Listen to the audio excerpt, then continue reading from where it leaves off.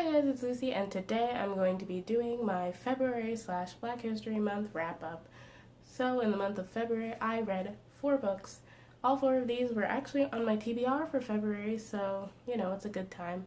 I did read a lot more last month, but who cares? I expected that because in January I was on winter break for like half the month, and this month I had school for the whole month. So yeah, but now I'm on another break. It's really nice. I get 3 days off of school. It's a nice time. It's Friday right now. Black History Month happened. For Black History Month, I wanted to read the majority Black authors, and I succeeded in that. I read 3 books by Black authors and 1 book by not a Black author. It was a planned book that I read. As I said, all the books that I read were part of my TBR for the month. So yeah, it was a pretty good Black History Month. Beyonce's pregnant. Moonlight won an Oscar. Hidden Figures existed. And yeah, so good Black History Month. Let's get into the books that I read. First, we have the book that was not by a Black author, and that was The Miserable Mill by Lemony Snicket. I gave this 4 stars. This is the 4th book in the A Series of Unfortunate Events series. I reread the first 4 books of the series so I could finish the Netflix series. I still haven't finished it. I have to rewatch the last 2 episodes, which are the ones that are based on this book. So now that I finished this book, I can go ahead and watch them. I'm probably going to watch them this weekend because I have an extra long weekend off from school. It's really nice. I'm so happy. Yeah, I really enjoyed this installment. I like that it took a little bit of a different turn, and I'm excited to see where the TV show takes it because I know from the episode before these ones that I think they're doing something a little different, so I'm excited to see how that goes. Also, I'm sick again, and so if I sound weird, then that's why, but I'm doing much better than the last time I was sick, because the last time I was sick, I think I had the flu, and this time I'm pretty sure it's just a cold. The next book that I read was The Mothers by Brit Bennett. This is mostly about a girl who ends up getting pregnant really soon after her mother commits suicide, and it follows her life after both of these events. It also follows the lives of 2 other characters who are kind of intertwined in her life. It's called The Mothers because it is narrated by the mothers of this church that they all go to, and the mothers are kind of like the older women who just like are part of the Bible study group. Like they're always at the church. Like they're the women who like make the food like for the church events and things like that.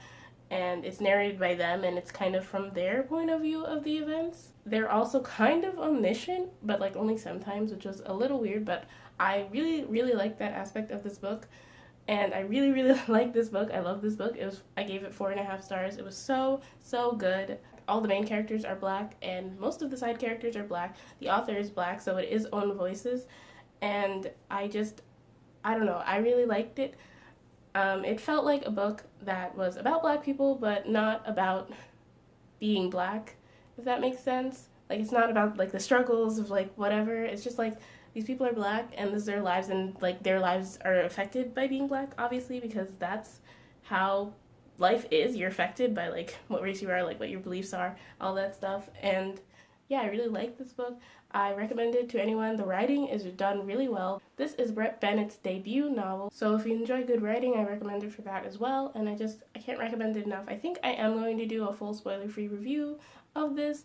Not sure yet. I haven't done it yet, clearly, but if I do, it'll be linked down below and somewhere on the screen. Next, I read The Misadventures of Awkward Black Girl by Issa Rae.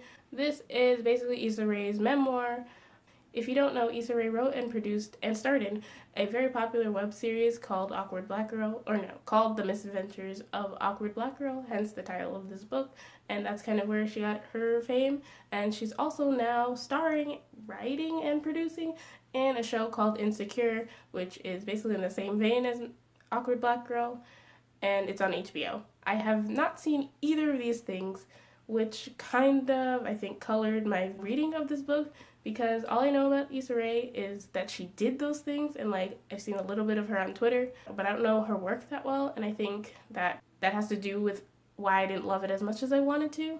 I ended up giving this 3.5 stars. There were some really good chapters that had like interesting stories or just random stories about her life, which, I found interesting. This was her memoir.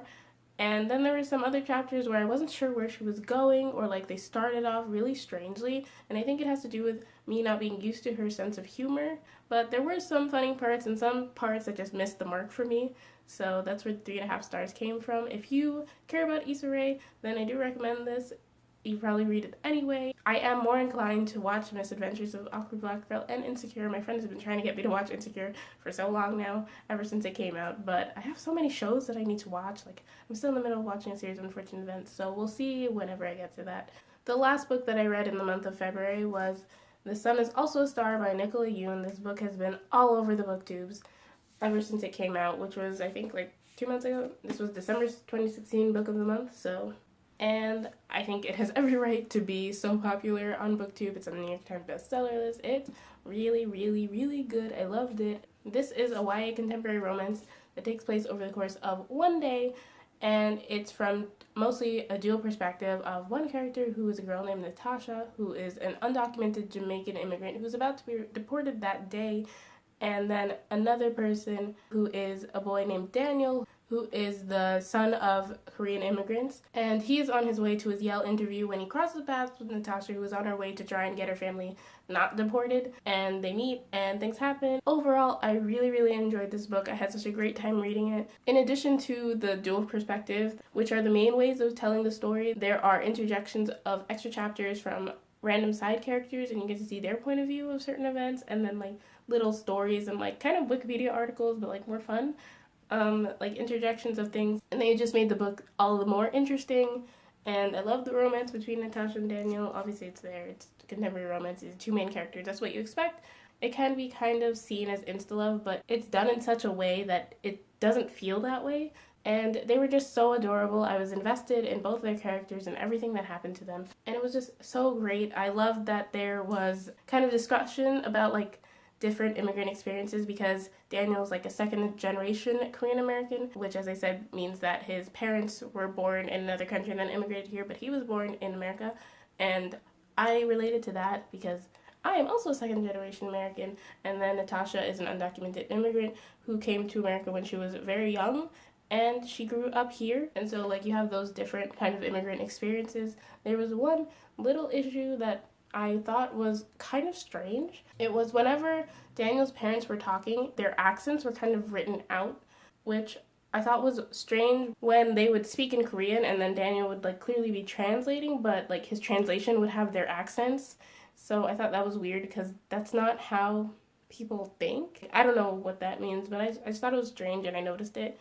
So I just wanted to bring it up, but otherwise I really love this book. I really recommend it if you want a fun, quick read. So those are all the books that I read in February. I'm so glad that I was able to read those books. I had a great reading month, so thank you so much for watching. If you liked this video, please be sure to give it a thumbs up.